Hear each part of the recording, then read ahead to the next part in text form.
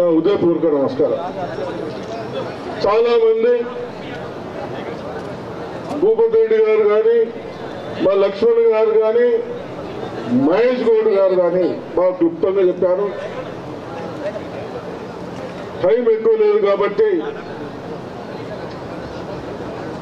ఈరోజు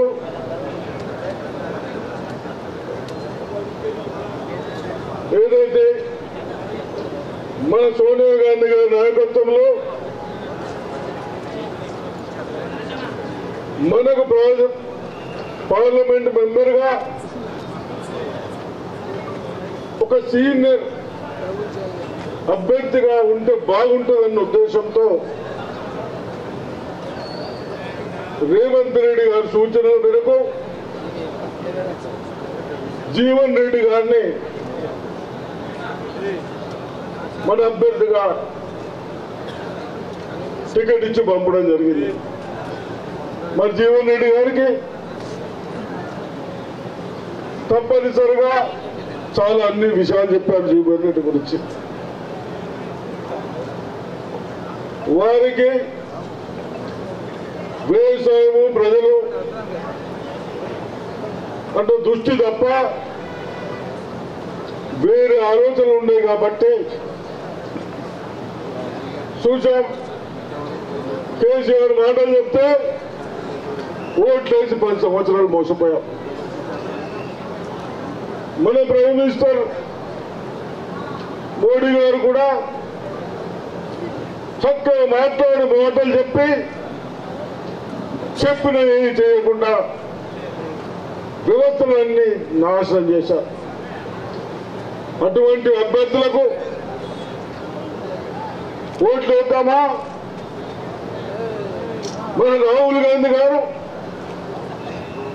ఎండలక వానలక చిన్నగా ఒక 4 సంవత్సరాలు ముఖ్యమంత్రి అయితేనే కోర్టు సంపాదిస్తేనే వాళ్ళ తాతలు తండ్రులు 25 సంవత్సరాలు ప్రైమ్ మినిస్టర్ చేస్తే వాళ్ళకి కనీసం ఢిల్లీలో ఉండటానికి అటువంటి వాళ్ళు ఇల్లు చేసే దౌర్జన్యాన్ని ప్రజల దృష్టికి తీసుకెళ్ళాలని పాదయాత్ర చేపట్టారు.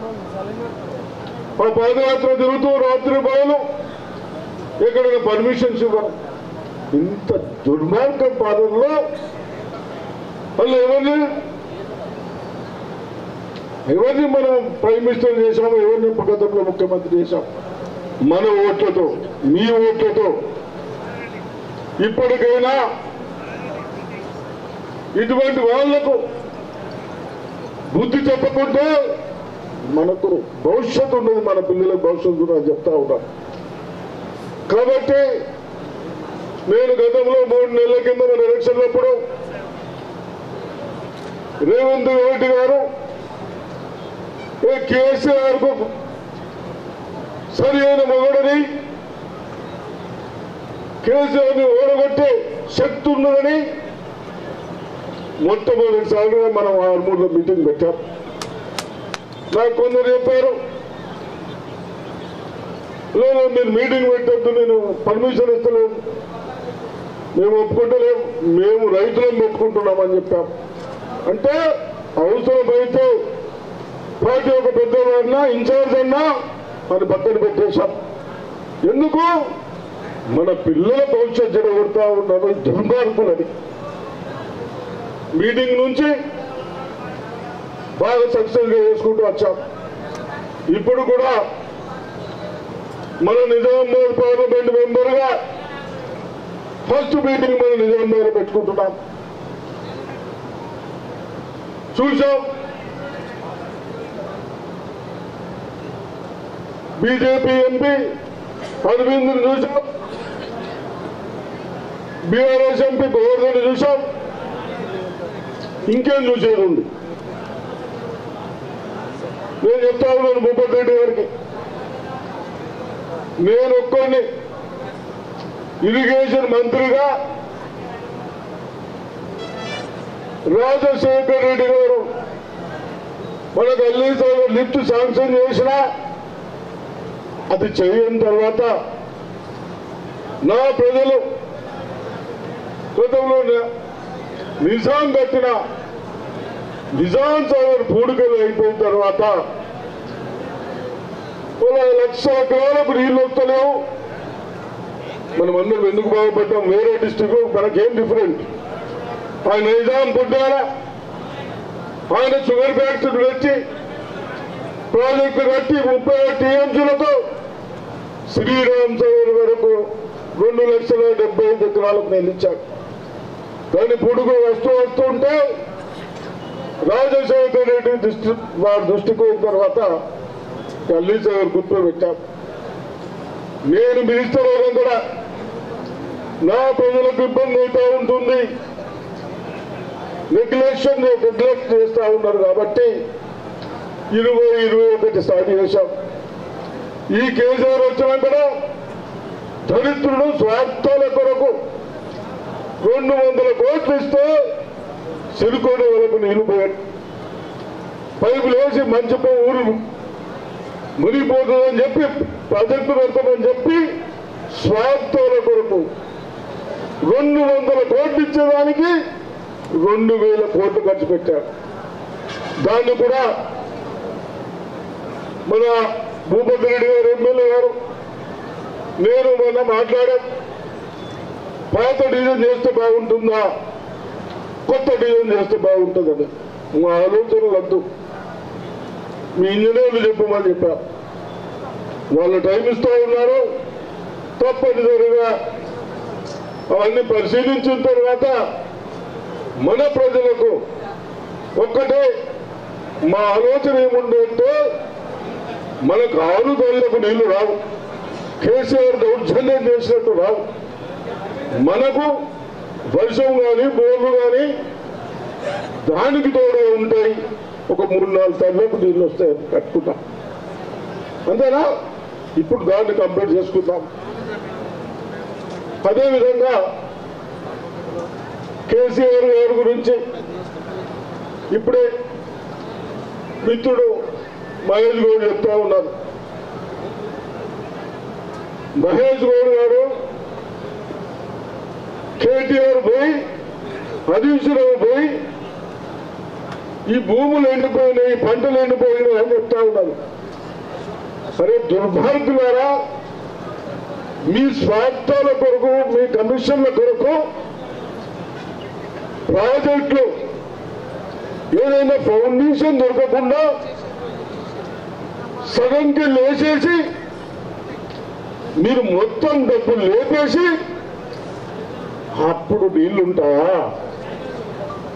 నీళ్లు వాస్తవాలు గమనిస్తాయి. ఎక్కడైతే వీడి ఏలే కాబట్టి కిందికి కోట్లాది ఇవన్నీ క్రాస్ వచ్చాయి. మహేష్ ఇంకోటి చెప్తా ఉన్నారు. మన ముఖ్యమంత్రి మనం పోయినప్పుడు గంట ముందు వారు రిటైర్డ్ ఇంజనీర్లు తీసుకుపోయాను, చీఫ్ ఇంజనీర్లు ఈఎన్సీగా పనిచేసే వాళ్ళని ఆ ప్రాజెక్టు దింపితే మొత్తం కొట్టుకుపోతే 4-5 కోట్లు మొత్తం చెప్తా ఉన్నాం. అటువంటి మీ ప్రాజెక్టులు కట్టి మీ స్వార్థంలో కట్టి మీ కాన్స్టిట్యూన్స్ లో నీళ్లు ఇస్తామని ఆశలు చెప్పి ఆ ప్రాజెక్టు పోతే కాంగ్రెస్ రాగానే పొలాలు ఎండిపోతున్నాయని చెప్తాను. గాజులు నరేష్ రావు మీరు చేసిన డబ్బులే ఇరిగేషన్ మినిస్టర్ ఉన్నప్పుడు మీ స్వార్థాల కొరకు మా ప్రజల పొట్టలు కొట్టారు. కాబట్టి నేను రైతులకు చెప్తూ అడుగుతా ఉన్నా, దయచేసి ఆ దుర్మార్గుల మాటలు వినకండి. వాళ్ళ స్వార్థాల కొరకు సక్సెస్ అయితే మా ఏరియాకు నీళ్ళు వచ్చినట్టు చేసుకున్నాం. ప్రాజెక్టే పోయాయి, నీళ్ళు ఎక్కడికి వెళ్ళిస్తారండి? కాంగ్రెస్ వస్తే సరే వాడే ఉన్నాయి, ఎక్కడికి వెళ్ళిస్తారు? ఇదా ఏదో ఒక ఛాన్స్ దొరికితే ఇన్ని రోజుల్లో 100 రోజుల్లో అందరు చెప్పారు, నువ్వు ఇన్ని సంవత్సరాలు ఉద్యోగాలు ఇవ్వకుంటే నా పిల్లలు తల్లిదండ్రులు చదివించడం, భూములు లేవు, ఉద్యోగాలు దొరికితే కుటుంబాలు పోషించుకునే విధంగా పిల్లలు అవుతారంటే అటువంటి వాళ్ళ కనీసం జాబులు ఇయ్యక నీ స్వార్థాల కొరకు మా ప్రజల పేరు మీద 7 లక్షల కోట్ల రూపాయలు బాకీలు పెట్టి ఎక్కడ జాబ్ ఇవ్వకుండా ఈ మధ్యన 3 నెలల్లో 30,000 ఉద్యోగాలు ఇచ్చాం నీ స్వార్థాల కొరకు. ఇప్పుడే మహేష్ గౌడ్ చెప్పాడు, భూములు కబ్జా కొరకు హైదరాబాద్లో కానీ ఎక్కడైనా కానీ కొందరు మీ ఎమ్మెల్యేలు కానీ ధర్నీ అని పెట్టారు. ఆ ధర్నీ మా రైతు మామూలు కదా ఉపయోగపడేది. ఆ ధర్నీ ఎవరు కాదు వాళ్ళ స్వార్థాలు. కానీ వీళ్ళందరూ సఫర్ అవుతా ఉన్నారు. 2,40,000 మంది అప్లికేషన్ పెట్టుకున్నారు. దేని కొరకు? ఈ ధర్నీలో ఎకరము ఆకెకరు 2 ఎకరాలు ఉన్నోళ్ళు ఉండే కవి దాని మీద బతుకుకోలేం. నా భూమి ఇటు రాసింది, ఇక్కడ భూమి అటు రాసింది. దాన్ని కూడా పరిశీలించాం. పరిశీలించి 1,40,000 వరకు అవన్నీ క్లియర్ చేశాం. నేను ఇయ్యాలని అడిగినాను.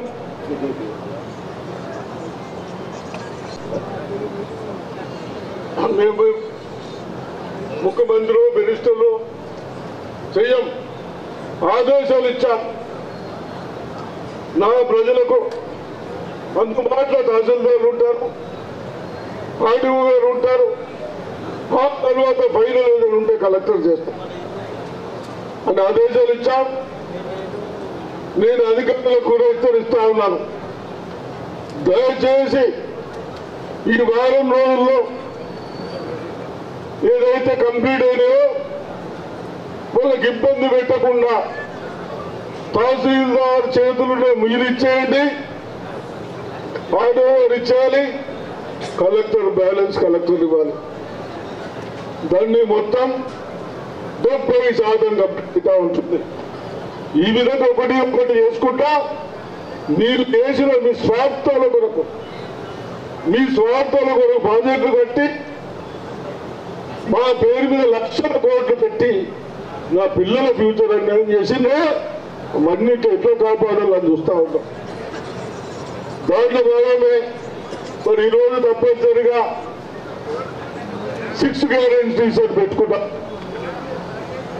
6లో వీడు 10 సంవత్సరాల వరకు లోను మాపని ఏమి ఇవ్వకుంటే మేము 3 నెలలనే ఏదైతే రైతు బంధు 92% వేసామో రైతులకు 92% రైతులకు వేసాం.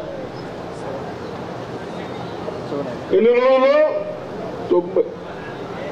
అదేవిధంగా కొందరు అంటూ ఉంటారు మహిళలకు ఫ్రీ చేసారు, బస్సులకు ఆలోక్యం చేసేది వారికి ఇచ్చినప్పుడు తీసుకుంటారు. వారు నా మహిళా సోదరులకు రైతులకు మీకు బస్సులు ఎక్కించిన దానికి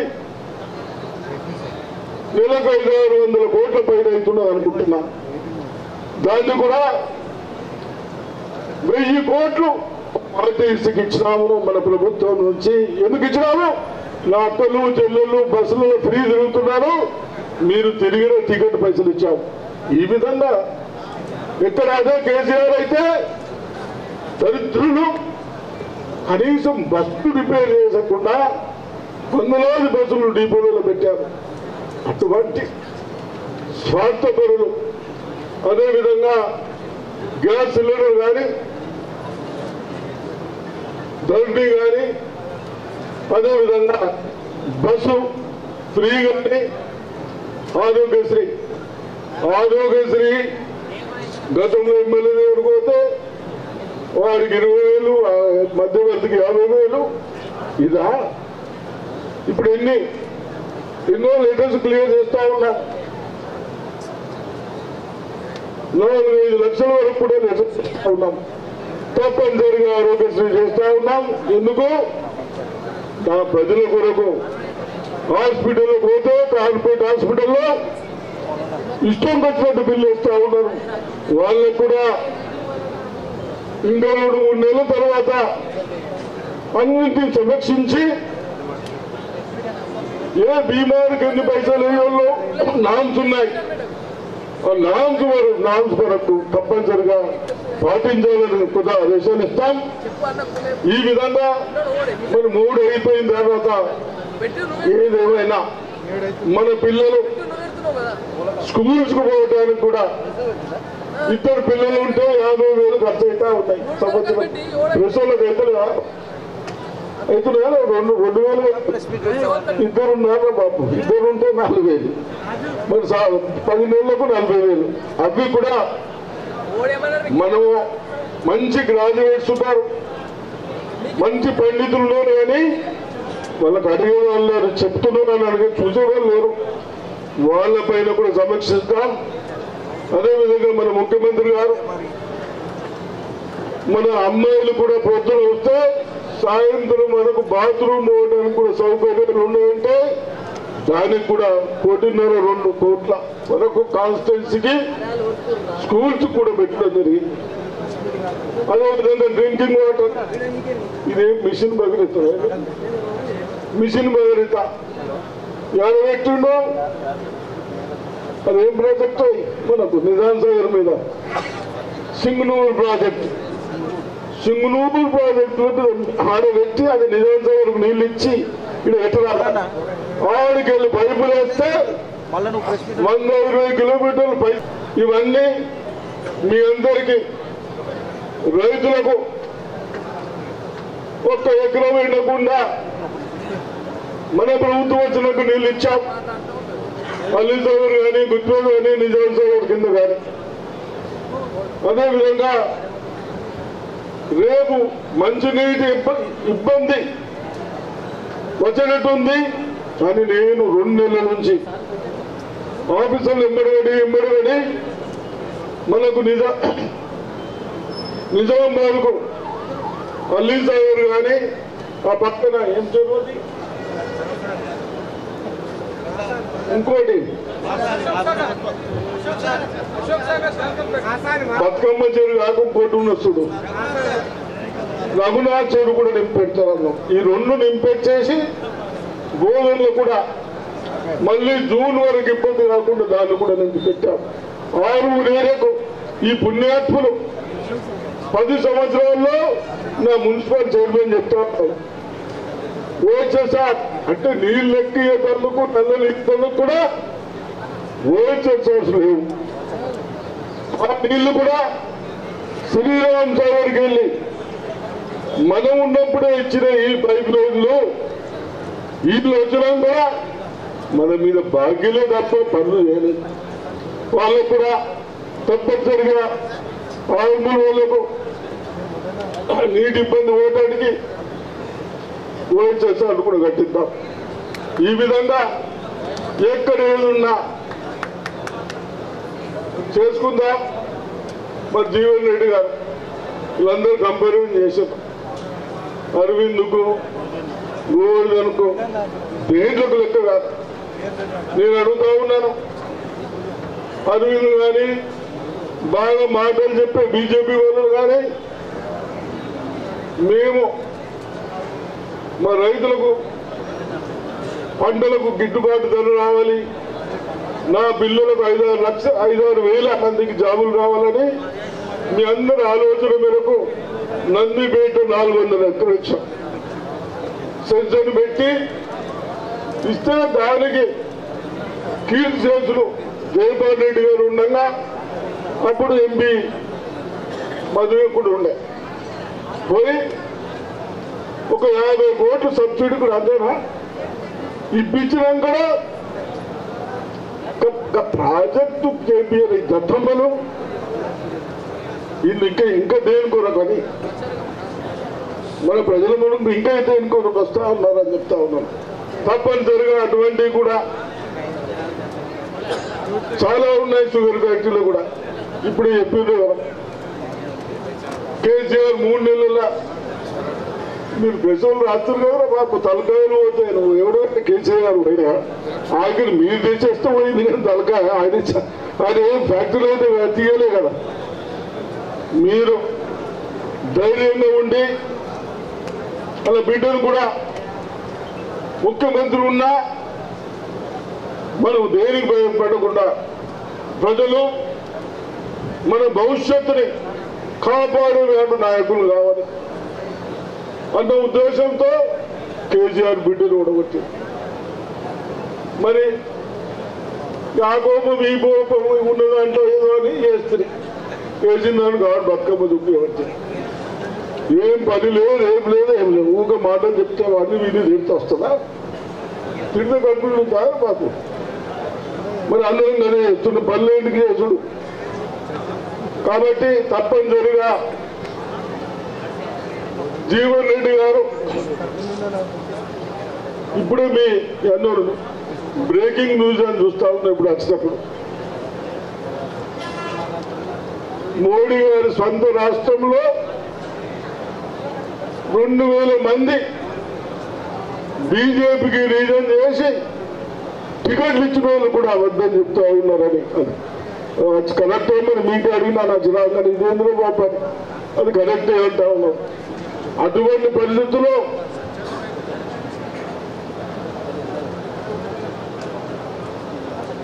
మహేష్ అన్నట్టు నిన్న మన ముఖ్యమంత్రి గారు చెప్పారు, జీవన్న మన సీనియర్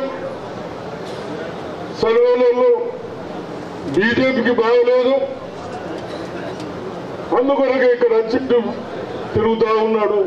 ఇటు చంద్రబాబు నాయుడు దగ్గరికి వాళ్ళ దగ్గరికి పెట్టుకొని ఇటు కొన్ని సీట్లు వస్తే నేనేదో బాగా బయటపడతానని అనుకుంటా ఉన్నాను. కాబట్టి తప్పనిసరిగా జీవన్ రెడ్డి గారు గెలుస్తారా, చేతులు లేకపోతే గెలిపిస్తారా? గెలిపియాలి. అదేవిధంగా మాకు అండగా ఉంటాను. మేము రేవంత్ రెడ్డి గారికి అండగా ఉండి ప్రజలకు ఏదైతే మనం గవర్నమెంట్ వచ్చే అవకాశాలు ఉన్నాయని తెప్పించే బాధ్యత మేము శాసనసభ్యులు అందరం తీసుకుంటాం. అదేవిధంగా సెంటర్ నుంచి మిత్రుడు జీవన్ రెడ్డి గారు చాలా సీనియర్, అన్ని పోస్టులు చేశారు. కాబట్టి వారు గెలిస్తే ఇది ముఖ్యమంత్రి గారు అంటా ఉన్నారు, జీవన్ గెలిపియండి సెంట్రల్ మినిస్టర్ అవుతారని చెప్తా ఉన్నారు. మరి మీ అదృష్టం. మనకు తప్పనిసరిగా ఇంకా చాలా మాట్లాడుతుంది. కాబట్టి మీరందరూ కూడా కాంగ్రెస్ కార్యకర్తలు పెద్దలు దయచేసి ఎక్కడ నిర్లక్ష్యం చేయకుండా ఏదో గుళ్ళ పేరు మీద ఓట్లు అడిగి ఆ గుళ్ళే కంప్లీట్ కాకుండా పీఠాధిపతులు చెప్పినా ఆ గుళ్ళు నా స్వార్థాల కొరకు ఇనాగ్రేషన్ చేసుకుంటా ఉన్నా. ఇటువంటి వాళ్ళని చూస్తారా అంటే వాళ్ళ స్వార్థాల కొరకు అంత పెద్ద భగవంతుడి గుడి కూడా నాకు కొన్ని పద్ధతులు పాటించకుండా ముహూర్తాలు చేస్తూ ఉంటారు. కాబట్టి వాళ్ళు అక్షంతలు జయ శ్రీరామ్ మనం అందరూ మొక్కలో వాళ్ళేనా? వాళ్ళు స్వార్థల కొరకు విభజించే రాజకీయ పార్టీలు, కులాలు మతాలను విభజించే రాజకీయ పార్టీలు మనమందరం ఐక్యంగా ఉండి సాధించుకుందామని చెప్పే మనం మరి ఇటువంటి పార్టీ అభ్యర్థి పెద్దలు జీవన్ రెడ్డి గారిని మనం పెద్ద ఎత్తున మెజార్టీతో గెలిపించాలని చెప్తూ ఈ అవకాశం ఇచ్చిన మీ అందరికీ ధన్యవాదాలు. జై హింద్, జై కాంగ్రెస్.